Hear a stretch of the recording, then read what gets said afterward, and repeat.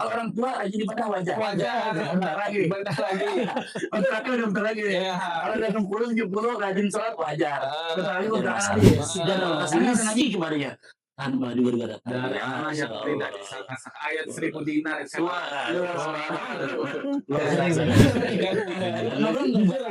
Boleh. Positif.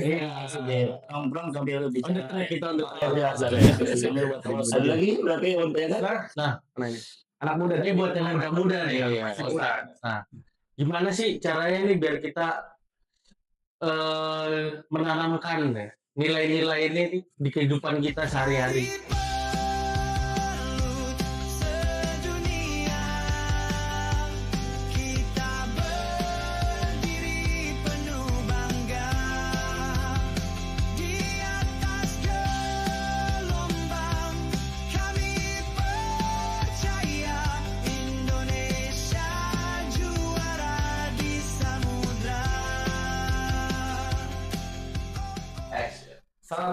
Assalamualaikum warahmatullahi wabarakatuh.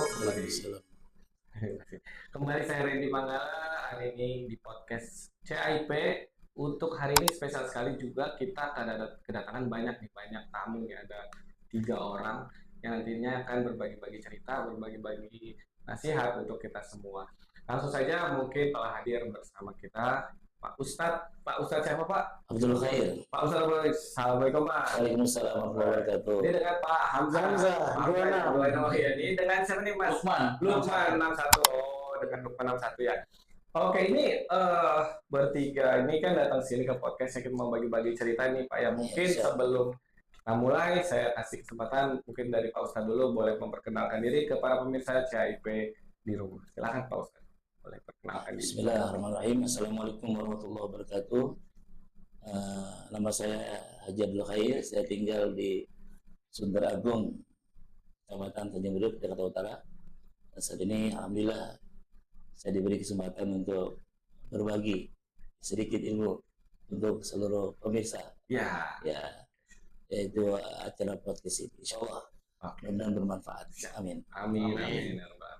Selanjutnya mungkin dari Panca, ini Panca udah yang kedua ya, kali kedua Pak ya sini Pak ya. Ya, saya yang kedua kalinya, yang pertama dulu mengenai pesantren kita. Iya, kelanjutan pesantren. Nah, sekarang kita mungkin update pesantrennya sekarang karena kemarin terbentur dengan banyak hari libur.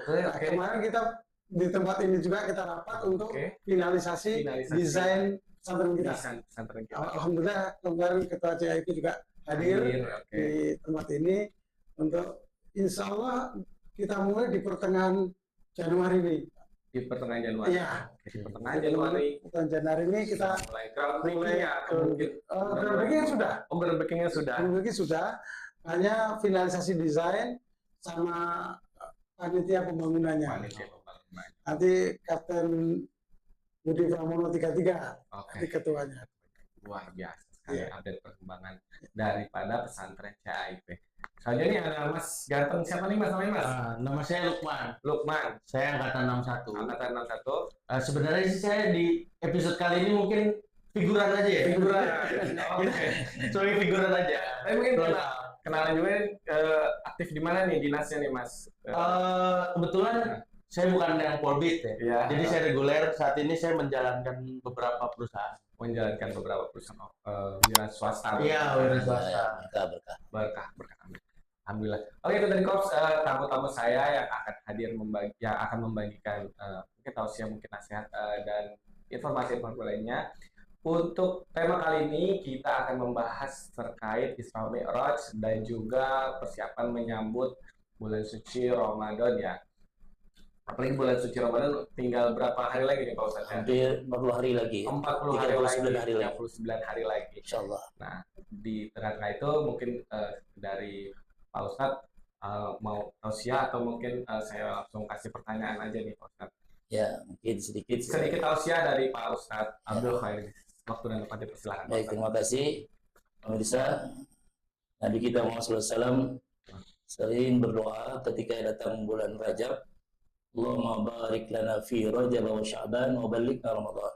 Ya Allah, berkahi kami di bulan Rajab ini, berkahi kami di bulan Sya'ban yang akan datang, dan sampaikan umur kami berjumpa Ramadan. Amin. Subhanallah, Nabi meminta kepada Allah agar ditentukan Ramadan. Apalagi kita sebagai umatnya. Nah, keberkahan daripada bulan Rajab, Sya'ban, Ramadan seperti apa? Pertama, bulan Rajab ini ada peristiwa yang sangat luar biasa.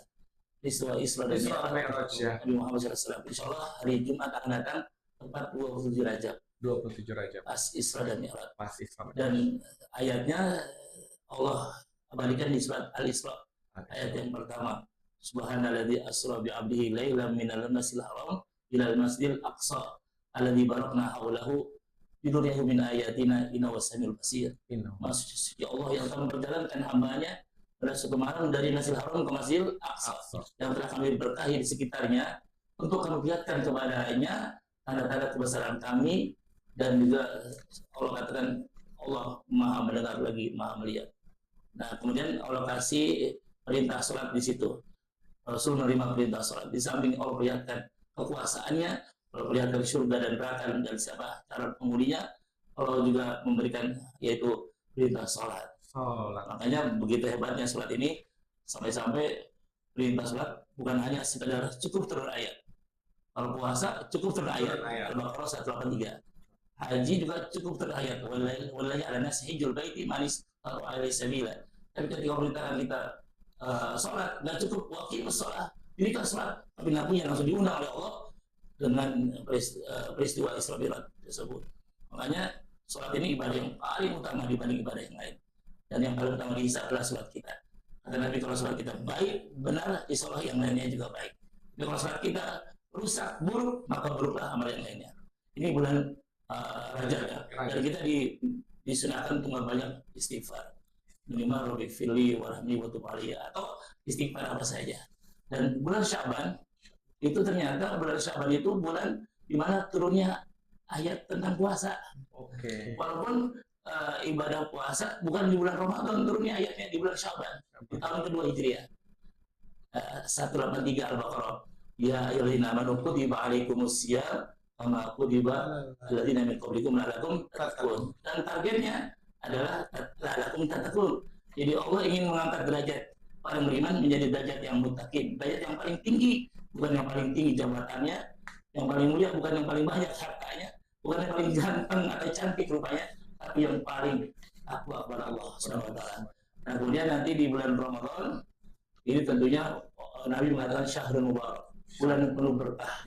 Banyak keberkahannya apa saja, misalnya turunnya Quran di bulan Ramadan, ya, nuzulul Quran. Kemudian Lailatul Qadar yang pahalanya lebih hebat dari 1000 bulan di bulan Ramadan.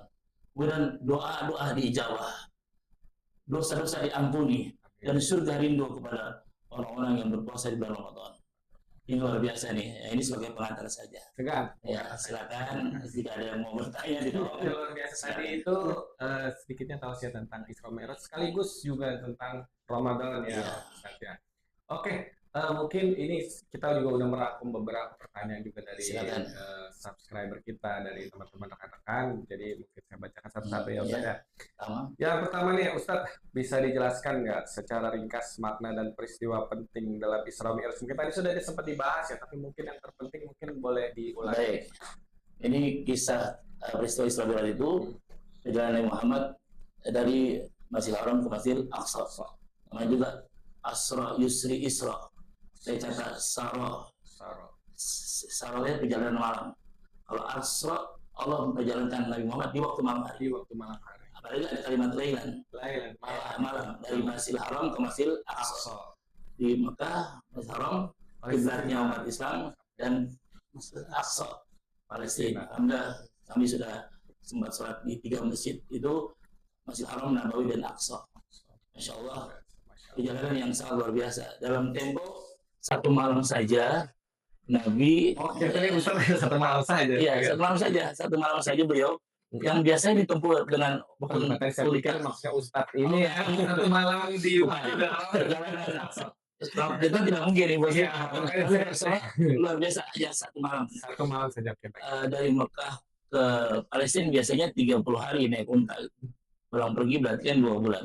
Ini cukup 1 malam saja. Belum lagi ke langit pertama, kedua, 3, pas sampai ke 7 ketemu dengan beberapa nabi Adam, ya, ketemu dengan Nabi Isa, Nabi Yahya, kemudian ketemu dengan Nabi Yusuf, ketemu dengan Nabi Nabi Musa, kemudian Nabi Ibrahim yang terakhir itu subhanallah sampai ke Sidratul Muntaha, sampai menerima perintah waktu wahyu sholat itu Jadi berjumpa dengan Allah Subhanahu Wa Taala.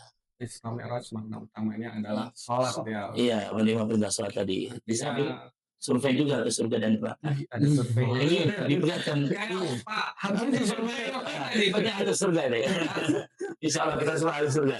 Sampai kan kita minta pada hilal jannah tamal Allah. Ya Allah, masukkan kami ke surgamu bersama orang yang soleh. Jauhkan kami, bebaskan kami daripada api neraka. Dan itu pasti ada. Karena itu ada sesuatu yang gaib, kita harus beriman. Sama dengan Isra Mi'raj, secara logika nggak mungkin. Tapi kalau menurut Allah kan ada yang namanya kauniyah, ada robaniyah. Kalau kauniyah itu ada anak, pasti ada emaknya, ada bapaknya. Tapi kalau robaniyah ada anak tapi nggak ada orang tuanya, nggak ada bapak ibunya. Nabi Adam. Ada tanpa ada ayah dan ibu. Nabi Isa ada ibunya, tidak ada ayahnya. Itu namanya kauniyah. Ada robaniyah dan kauniyah. Kalau kauniyah itu artinya ada causality, sebab akibat. Itu kalau robaniyah terserah Allah. Termasuk Isra Mi'raj berarti robaniyah. Istiwa yang terjadi karena maunya Allah. Itu tadi pertanyaan pertama Ustaz. Iya. Boleh bantu pertanyaan kedua? Mas? Boleh. Coba selamat. Nah, ini juga ada dari salah satu subscriber kita ya, Jan? Iya, baik. Nah, ini Silakan Mas Umam. apa sih makna spiritual yang bisa kita ambil dari perjalanan Isra Mi'raj ini dalam kehidupan sehari-hari ya? Karena kita harus mengamalkan sehari-harinya nih. Oke. Dengan Beda. zaman dulu, Iya. mungkin di zaman sekarang. Yang lebih relevan ya. Hikmahnya gitu kan. Kita pelajari dulu latar belakangnya. Ya. Kenapa ini Isra Mi'raj terjadi? Itu sebelum Nabi Isra Mi'raj, Nabi sempat diuji oleh Allah dengan wafatnya pamannya Abu Thalib dan istrinya Siti Khadijah. Dua orang yang membacking Nabi dalam dakwah diwafatkan oleh Allah. Dan tentunya pada saat itu luar biasa tantangan yang hadapi Nabi. Nabi berangkat ke Taif, berdakwah ke Taif. Disuruh bukan disambut, disambit. Disambit sampai berdarah-darah. Sampai malaikat Jibril menawarkan, wahai Muhammad, kalau mau saya akan timpakan di gunung kepada mereka, biar mereka hancur sekalian. Kata Nabi apa? Jangan Jibril. Mereka itu adalah umatku. Aku diutus sebagai rahmatan lil alamin. Apa kata Nabi? Allah mahdi qaumi fa innahum la ya'lamun. Berikan hidayah kepada mereka. Mereka tidak tahu aku ini Nabi. Kalau hari ini mereka beriman, mungkin besok anaknya. Kalau beriman, mungkin cucunya dan seterusnya. Dan Nabi ketika itu kembali ke Mekah. Tapi tidak ke Mekah. Karena orang Quraisy pun sudah menentangnya. Akhirnya Nabi dihibur oleh Allah. Nah, hiburan itu hadiah, anugerah. Bahasa Arabnya mihna dan minha. Mihna itu ujian. Minha anugerah. Ba'dal mihna minha. Saya sudah diuji oleh Allah, dikasih anugerah. Hiburan. Kemana? Berangkat menuju Allah. Perjalanan yang sungguh luar biasa. Tadi saya tertarik dengan apa tadi pepatah bahasa Arab ba'da minha mihna ba'da minha mihna. Kita taruh di quotes Instagram boleh. Ba'da minha Mihna dulu. Mihna itu ujian. Atau ada minha dulu. Beda dikit aja. Beda hak digeser. Ini luar biasa. Minha itu hadiah. Mihna ujian. Mihna ujian. Minha anugerah. Minha. Ya, cakap. Ada mihna. Inna ma'al-usri yusra. Itu sama itu. Sama. Di balik kesulitan ada kemudahan. Jadi Hasan, don't be sad. Jangan takut. Ada Allah. Kalau kita pikir literasi Arab sebenarnya bagus-bagus kalau dia bahasa Indonesia. Keren banget. Dan bahasa Indonesia itu banyak diambil dari bahasa Arab. Banyak sih kata-katanya. Kalau kita bahasa Indonesia yang dari bahasa Arab. Oke, baik. Pertanyaan selanjutnya, salah satu tadi kan Isra Mi'raj itu kan sholat 5 waktu ya, diperintahkan untuk sholat 5 waktu. Nah, itu ada nggak mungkin dibalik latar belakang kenapa kita diperintahkan untuk sholat 5 waktu? Iya, hanya 5 waktu. Hikmahnya, oke. 5 waktu. Awalnya Nabi diperintahkan 50 waktu. 50 waktu. Waktu di Sidratul Muntaha itu tanggal 50 waktu. Tapi Nabi Musa alaihissalam berkata kepada Nabi Muhammad, ya Muhammad, kayaknya umatmu nggak sanggup lah. Umatku yang badannya besar-besar aja nggak sanggup melaksanakan itu. Apalagi umatmu yang kecil-kecil. Zaman Nabi Adam sampai terus ya kan, Masya Allah itu mereka badannya besar-besar. Umatmu kecil-kecil, nggak mungkin 50 waktu. Akhirnya kami berangkat lagi ke hadap Allah, minta dispensasi. Pengurangan. Setelah berkali-kali bolak-balik, akhirnya dikabulkan sampai 5 waktu. Dan 5 waktu itu diketahui nilainya sama dengan 50 waktu. 50 waktu. Bayangkan kalau adikan 50 waktu kita nggak direvisi, mungkin Saat ini kita berapa menit sholat? Ya, misalkan satu hari cuma 24 jam. Yang 5 saja, subuh kesiangan, zuhur kerepotan, asar di perjalanan, maghrib kecapean, isya kelelahan. Wes 14 sholat. Jangan sampai. Padahal sholat itu hikmahnya banyak sekali. Pertama, al mu'minun al-ladina fi sholatim khashi'un, itu surat al-mu'minun ya 1 dan 2. Semua akan mendapatkan kebahagiaan, kesuksesan. Yaitu orang yang beriman yang khusyuk dalam sholatnya. Gimana caranya? Pertama, wudu yang benar dan cakep. Jangan asal-asalan wudunya, tapi jempolnya doang. Jangan. Ini ada wudu yang sempurna. Lalu yang kedua, gerakan yang tumakninah. Bacaan yang tartil, makanya belajar tajwidnya kan, belajar tartil. Kemudian yang ketiga, di awal waktu, jangan mengentar. Jangan sampai hayal sholat entar aja lah, hayal salah lagi capek lah gitu, jangan lagi sibuk lah, jangan. Di awal waktu dan dengan berjamaah. Ada ayatnya, waqimus shalah wa atuz zakah wa ta'um arqin. Jadi kita sholat, bayarlah zakat dan duduklah bersama orang yang ruku. Jadi jangan duduk sendirian di rumah. Caranya cuma satu. Kalau berjamaah 27. Apalagi kalau kita di Masjidil Haram 100.000 kali lipat pahalanya. Makanya biasakanlah di musola, di masjid dan musola. Jangan sholat sendirian. Dan jangan lupa pakai baju yang terbaik. Menghadap Allah, pakai baju jangan asal-asalan. Ngadep pos. Iya. Kita diundang wali kota, gubernur, presiden, pakai baju rapi banget. Diundang Allah, pas oblong. Aduh, ada lagi sungguh terlalu. Ada mereknya lagi, kopi kapal api. Padahal Allah ya bagi Adam khusus zinatakum ila kulli masjid. Adam kalau kamu ke masjid, pakailah pakaian yang terbaik Allah itu. Nah ini ternyata sholat itu banyak mengajarkan akhlak ya, nilai-nilai dasar. Pertama diajarkan jujur. Nggak mungkin kita sholat berani dilanjutkan kalau kita batal. Berani nggak? Ya, atau nggak ada orang zuhur 2 rakaat aja deh, nggak mungkin. Jujur ya. Yang kedua diajarkan disiplin, waktunya disiplin, gerakannya disiplin. Saya mau sholat zuhur nggak mungkin jam 11 atau sholat asar jam 2. Belum mulai, karena belum mulai kan, disiplin waktu gerakannya. Juga diajarkan tentang tanggung jawab. Iya kan abudu wa iya kan nasta'in. Ada kan Fatihah kan? Tidak sah sholat kalau nggak baca Fatihah. Di Fatihah ada iya kan abudu wa iya kan nasta'in. Kepada Allah kita beribadah, kepada Allah kita mohon pertolongan. Berarti apa? Tanggung jawab kita adalah ibadah. Menyembah Allah. Hak kita minta tolong kepada Allah. Kemudian ada lagi visioner. Mari kita bicara tentang masa depan. Yang saya kita ini bukan cuma dunia doang. Ingat ada akhirat. Makanya orang Islam itu visioner, punya visi ke depan. Program jangka pendek, dunia bahagia, akhirat masuk surga. Amin. Lalu apa lagi? Diajarkan kerjasama. Makanya kita disuruh sholat berjamaah. Artinya kita disuruh bekerja sama. Jangan sampai kita jadi orang yang egois sendirian. Nanti kita mati pun akan digotong. Mungkin. Jadi janganlah hidup asofia atau anania. Jangan. Kita harus bekerja sama. Wa ta'awanu 'alal birri wat taqwa. Saling tolong-menolong dalam berbuat baik dan ketakwaan. Bekerja sama. Lalu apa lagi? Selalu mengajarkan kepedulian. Karena assalamualaikum kanan kiri kan. Artinya selesai sholat kamu harus peduli. Termasuk teman-teman kita, sahabat kita, saudara kita yang saat ini kena musibah di Sumatera, di Aceh, di Sumatera Utara, di Padang. Jangan sampai kita nggak peduli. Termasuk di Palestina. Jadi kita harus minimal kalau nggak doa, kalau nggak dana, kita bisa sumbangkan minimal doa kita. Dan jangan lupa dalam sholat ada nilai-nilai keadilan. Yang datang pertama, sholat pertama. Yang datang belakangan, sholat akhir. Sama seperti contohnya di Turki, saya udah berapa kali ke Turki, itu presiden Turki Erdogan datang belakangan, sholatnya di depan pintu sana, presiden.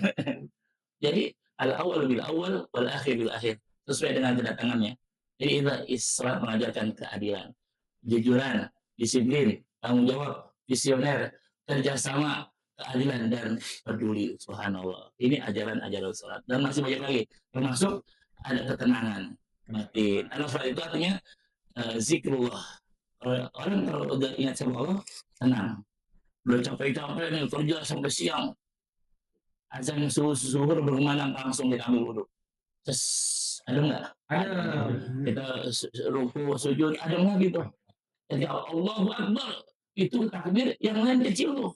Masalah dunia semua kecil kecuali Allahu Akbar. Artinya ketika sholat dia tenang, ada Allah. Yang lain masalah is no problem. Karena ada Allah. Hasbunallah wa ni'mal wakil. Allahu Akbar, yang lain kecil, yang besar hanya Allah. Ini banyak sekali. Dan diajarkan kita tawadu, rendah hati, nggak sombong, nggak banyak sekali masalah itu. Termasuk tadi kita minta selesai sholat, Allahumma inna ala zikrika wa syukrika wa husni ibadah. Ya Allah, bimbing kami agar selalu ingat kepadamu, mensyukuri nikmatmu dan memperbaiki ibadah kepadamu. Itu udah apa dong surat Al-Kausar kan? Nah, Al-Kausar. Pandangan kita dong. Favorit para monasi, mereka udah tahu tuh para monasi, nanti orang kulbu kuliah, aku semua deh. Itu ternyata maknanya dalam loh, Al-Kausar. Allah udah kasih nikmat yang banyak sama kita disuruh apa? Wassalli berobidawatan. Sholat dong. Allah udah ngasih nikmat banyak. Wabi ayya ala ya Rabbikum. Udah kasih nikmat mana yang perlu stay. Jadi orang kalau nggak mau sholat tuh sungguh terlalu. Itu Pak Haji tuh. Sudah dikasih nikmat tapi kagak mau. Sama ini, bos manggil kita nih. Jam 7 datang nggak? Datang. Begitu Allah manggil, subuh datangnya kesiangan. Kalau bos manggil kita datang terlambat, marah nggak? Marah. 1 jam sebelum Iya. Apalagi ini jadi bos. Allah Subhanahu Wa Taala yang memiliki alam semesta, yang menciptakan kita. Makanya tugas kita wa ma khalaqtul jinna wal insa illa liya'budun. Asaliat iman untuk kita diciptakan oleh Allah untuk beribadah kepadanya. Jadi tujuan hidup adalah ibadah. Ya, Bud. Ya. Pak Hamzah, mungkin ada pertanyaan buat Ustadz seputar Islam era muda.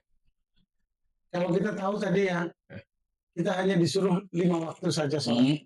Andai kata bukan itu, mungkin kehidupan kita di dunia saat ini ya banyak hanya mengerjakan sholat saja. Yeah. Untuk itu Pak Ustadz, dalam sholat 5 waktu yang paling baik itu bagaimana sih cara kita sholat yang baik supaya insya Allah sholat kita tuh diterima oleh Allah Subhanahu Wa Taala. Ya, baik. Tentunya kita pelajari bagaimana fikihnya, ilmunya, sama dengan puasa Ramadan juga tuh. Puasa Ramadan. Biasanya fikihnya juga kita pelajari, rukun-rukunnya, syarat-syaratnya. Yang sampai kita nggak tahu ilmu fikih tentang sholat, wudunya yang benar, gerakannya bagaimana, itu maknina tadi, bacaan yang tartil ya kan, kemudian juga berjamaah di awal waktu. Itu tentang ilmu fikihnya. Jangan sampai kita ini sholat kemudian tidak membawa efek. Ya. Padahal sholat itu efeknya apa? Tanha anil fahsya'i wal munkar, mencegah perbuatan keji dan munkar. Di samping membuat hati kita tenang, mencegah perbuatan keji dan munkar, dan sholat itu adalah merupakan miftahu kulli khair, kunci seluruh kebaikan. Kunci seluruh kebaikan. Jadi kalau pesan saya, perbaiki sholatmu, Allah akan perbaiki hidupmu. Wah, ini pesannya, perbaiki sholatmu, Allah perbaiki dulu. Karena rumusnya iya kan abudu, ibadah dulu, na'budu dulu dibagusin, baru kita berhak nasta'in. Ini ibadah nggak pernah, minta melulu. Ibadah lu kerja di kabupaten lu mintanya transport melulu kan. Terus lu jadi na'budu dulu kita bagusin, insya Allah. Pemajatakillah ya jalur makhrajan dari min hasilitasi. Ini prinsipnya. Orang yang takwa kepada Allah, dia kerjakan perintah Allah, termasuk sholat tadi, Allah akan memberikan jalan keluar ketika ada masalah, dan Allah kasih rezeki kepadanya tanpa bergada. Dari ayat ayat 1000 dinar. Luar biasa deh. Ada lagi berarti yang bertanya? Nah, ini anak muda. Ini buat yang anak muda nih. Iya, iya. Nah, gimana sih caranya nih biar kita menanamkan deh nilai-nilai ini nih di kehidupan kita sehari-hari gitu. Gimana menerapkan Jadi, ya? Jadi kita juga nggak nganggap, oh Isra Mi'raj nih cuma sejarah nih, Ya, tetapi harus dijalankan nih ya. nilai-nilai yang pentingnya itu. Baik. Nah, saya ulang lagi, hikmah dari Isra Mi'raj itu kan adalah tadi memperlihatkan kekuasaannya. Ada surga dan neraka, itu kan? Ya. Kita yakin dong ada surga dan neraka, ada hadiah, ada punishment, ya kan? Itu wajar lah. Kenapa kalau siapa yang surga dan neraka? Nih kalau kau begini, ini surga. Kalau kau begini, neraka. Itu Allah sengaja membuat seperti itu supaya kita ini waspada. Dan kita minta sama Allah apa? Inna saluka bidauka wal jannah. Ya kan? Manhudzu min safatika wa nar. Ramadan kita sering banyak tuh. Allahumma surgamu, ridhomu dan surgamu ya Allah. Hijaukan kami daripada api nerakamu dan asapnya kan. Dan minta setiap hari Rabbana atina fid dunya hasanah itu wa fil akhirati hasanah adzabannar wa adkhilna jannata ma'al abrar. Dan memang itu sebuah motivasi. Kita boleh dong mau pengen masuk surga, pengen kan? Caranya bagusin kualitas ibadah kita. Dan kita pengen terhindar dari neraka dong. Jangan maksiat, jangan tinggalkan sholat, jangan nggak puasa, ya. Maksiat itu wajib kecuali yang paling kembali dan awalnya safarin, sakit atau musafir boleh ditunda, diganti aidatun min ayamin ukhar. Ya kan kayak tadi sholat nggak bisa berdiri boleh duduk nggak bisa berbaring nggak bisa dengan isyarat, nggak bisa juga sholatin. Selesai. Makanya ini saya pesannya, hidup ini cuma dua, menunggu sholat dan menunggu disolatin. Tolong catat, hidup ini cuma dua, menunggu waktu sholat dan menunggu disolatin. Sambil menunggu waktu sholat kita bekerja. Ada yang bekerja di mengajar atau bertani atau di apapun dia pekerjaannya sambil menunggu sholat. Jadi pekerjaan itu menunggu sholat. Jangan sampai terbalik ya. Makanya saya ulang lagi, hidup ini menunggu waktu sholat dan menunggu disolatin. Waspadalah. Serem banget. Berarti tadi Pak, hikmahnya dari Isra Mi'raj itu adalah menanamkan yang tadi Pak Ustadz jelaskan tadi mengenai sholat tadi. Karena di dalam sholat itu banyak sekali terkandung mana-mana yang tadi Pak Ustadz sampaikan. Mungkin tadi ingin Pak maksud dari pertanyaannya Mas siapa namanya? Lukman ini Mas Lukman. Kalau anak muda ini kan ya masih muda lah ya, mungkin jiwanya masih labil sehingga mungkin Isra Mi'raj itu nggak hanya dipahami oleh mereka bahwa itu cuma sejarah doang, sejarah Islam gitu. Jadi supaya biar meresap gitu si Isra Mi'raj. Tadi ceritanya saya tentang nunggu sholat dan nunggu sholat. Yang di sholat itu nggak nunggu tua atau muda, nggak nunggu sakit atau sehat. Jadi maksudnya tetangga saya yang min sohin mata min berhalatin, banyak orang yang sehat nggak pakai sakit atau innalillah. Isa masih ngobrol sama saya di musola, jam 2 udah meninggal, jam 2 malam itu nggak ada. Ada yang sudah sakit bertahun-tahun. Tetangga saya juga di Sunda dipanggil-panggil. Min ailin, orang yang sakit udah menahun, nggak mati-mati. Berarti mati itu nggak perlu sakit, syaratnya nggak perlu juga tua, nggak perlu muda, nggak perlu sakit atau nggak sakit, perlu nafsin, apa saja. Nah ini surat Luqman ini namanya juga Luqman namanya. Pas betul. Surat Luqman ada nih, di ayat terakhir Luqman ya. Surat Luqman nih subhanallah. Wa ma tadri nafsun madza taksibu gadan. Tidak ada seorang yang tahu apa yang terjadi esok hari. Wa ma tadri nafsun di adin kamu di surat Luqman ya. Tidak ada seorang yang tahu di bumi mana dia akan meninggal dunia. Saya lahir di Bone, meninggal di Makkah Al-Mukarramah. Ibu saya lahir di Jawa Timur, Kediri, kampungnya Mas Bro, Jauhrando, meninggal di Jakarta. Kita lahir di mana kita nggak tahu. Tapi waspadalah. Ingat ya, jadi nggak tua nggak muda. Ingat ini Islam kan minal masjidil haram dan masjidil aqsa. Ayo tanamkan rasa cinta kepada masjid. Makmurkan rumah Allah yang ada di sekitar kita. Ingat salah satu yang mendapatkan naungan di yaumil kiamah adalah rajulun qalbu ma'alqan di masjid. Orang yang hatinya rindu ke masjid. Dan ingat Mas Umam, salah satu lagi syabun nas'afi ibadatillah, anak muda yang rajin ibadah. Misalnya Mas Umar ya, amin. Orang tua rajin ibadah wajar. Bentar lagi. Bentar lagi. Kalau udah 60 70 rajin sholat wajar. Bentar lagi udah habis. Karena kata Nabi Amar umati dari sini Nosabin. Umur umatku antara 60 sampai 70 tahun. Oke. Yang 60 tahun siap-siap aja. Saya 62 nih, Pak. Rasulullah 63. Rasulullah 63. Kalau Nabi yang 16 tahun lagi. Jangan dong. Tapi kalau ikut Nabi bisa aja sampai umurnya kayak Pak Mahathir Muhammad, mantan Perdana Menteri Malaysia sampai 100 tahun ya. 100 tahun. Iya. Atau panjang atau pendek umur kalau ujungnya kematian sama saja. Betul nggak? Betul. Makanya sekali lagi ini hanya warning aja, umur umatku rata-rata antara 60 sampai 70 tahun, waspada ya. Makanya yang udah 62 tahun 11 bulan 9 lagi. Apalagi 62 tahun 11 bulan 30 hari. Besok Islam datang. Masya Allah. Jadi kalau kita sering ingat mati, insya Allah ingat waktu sholat dan ingat waktu disolatkan, insya Allah kita rajin ibadah.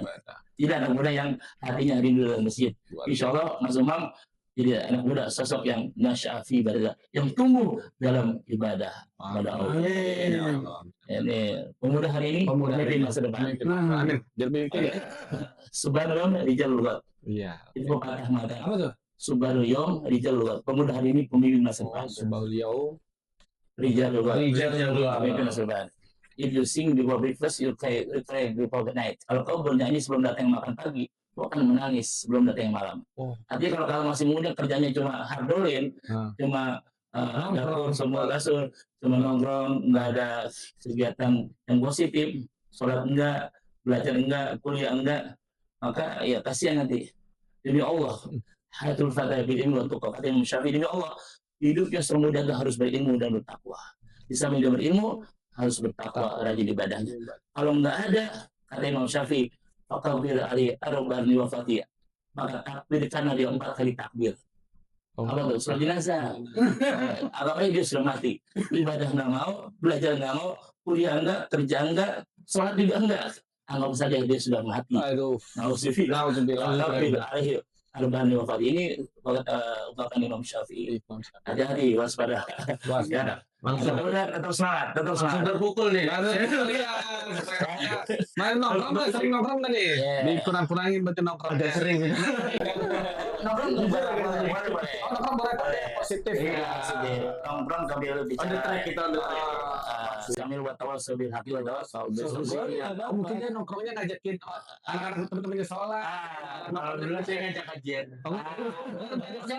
Kajian boleh, baksos boleh, atau bikin konser pentas seni buat nyumbang yang kena musibah di Sumatera kegiatannya positif. bisa apa saja. Insya Allah ini hadis Nabi ya, khairun nasi anfa'un nas. Sebaik-baik manusia orang yang paling bermanfaat untuk orang lain. Insya Allah ini banyak sekali hikmahnya. Hikmahnya banyak sekali ya. Apalagi kalau ditanya Mungkin gini ya Ustaz ya, untuk tadi untuk Isra Mi'raj mungkin tadi kita sudah dapat banyak apa namanya nasihat-nasihat, mungkin ilmu pengetahuan juga apa namanya hal-hal yang mungkin saya nggak tahu juga, jadi terbuka nih sekarang ya bahwa peristiwanya itu begitu sangat-sangat penting sekali ya, luar biasa. Itu tadi para pemirsa sekalian podcast CIP untuk episode hari ini. Podcast yang saya tutup. Wassalamualaikum warahmatullahi wabarakatuh. Waalaikumsalam warahmatullahi wabarakatuh. Sampai masih bang. Kak, udah sip. Oke, terima kasih. Pelaut Indonesia, angkat suara bersama kita. kelihatan ya. Campur aja pakai iPad-nya. Kami ngomong sama dua. Iya, assalamualaikum. Ya, terima kasih. Saya ke 1 2 Nubruk kan nggak? 3 terus Nubruk nggak? Nggak. Mas, Nggak. nggak nusuk kan? Nggak. Berarti itu tanya. Jadi lu aja nih, lu pakai kan? Biar ada Lu jangan ngomong aneh-aneh, jangan ngomong gitu. Iya. 5, 4, 3, 2, 1. Kak, udah sip. Oke, terima kasih, Pak Ustadz. Iya, sama-sama. sebenarnya ini panjang.